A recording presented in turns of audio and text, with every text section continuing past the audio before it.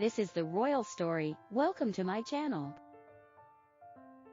Following the resignation of Prince Harry, Duke of Sussex, and Prince Andrew, Duke of York, as senior members of the royal family, and the serious negative impact on the British royal family, Queen Elizabeth II, 95, has been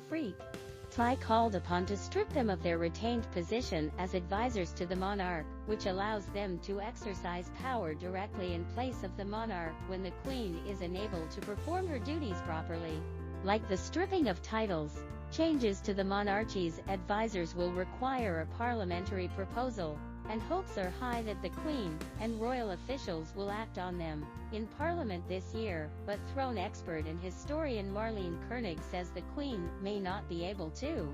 do so. Koenig began by explaining the position of monarchical advisor, stressing that the choice of monarchical advisor does not have much to do with whether a member of the royal family is still assuming royal duties.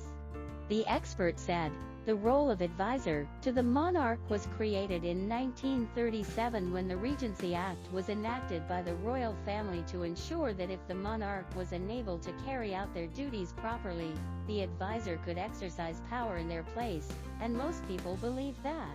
only serving members are eligible for the position, which is incorrect, as the royal family actually selects candidates through the order of succession to the throne.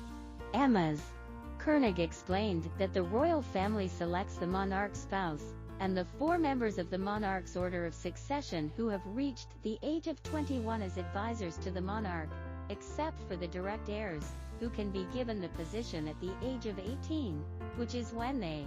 reach adulthood. Using the Queen as an example, her advisors are her husband Prince Philip, her eldest son Prince Charles, her second son Prince Andrew, and her grandsons Prince William and Prince Harry. Since Prince George, Princess Charlotte, and Prince Louis, who are now ahead of Prince Andrew and Prince Harry in the line of succession, have not yet reached the age of majority, changing the monarchy's advisors at this time could leave the royal family unavailable. This is because when the act was created, the royal family still followed the old tradition that women could not exercise power on behalf of the monarch.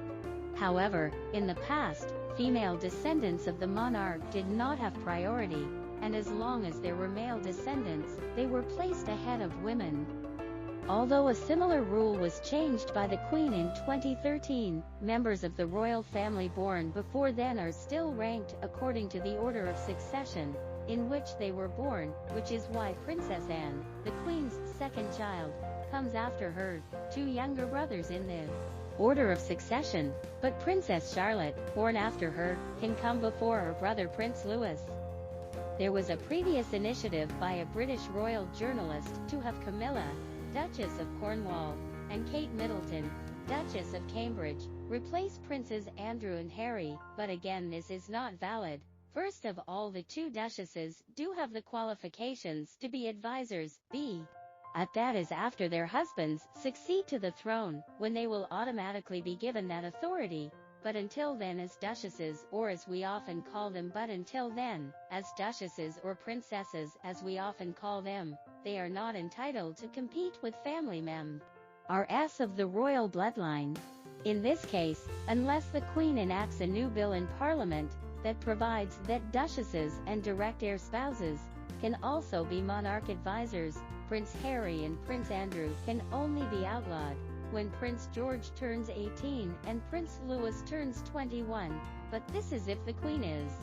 still alive at that time, and it is expected that the monarch advisor candidates will be replaced outright when Prince Charles succeeds to the throne. The prince, who is keen to implement a streamlined monarchy, is likely to reduce the number of monarchy advisors directly.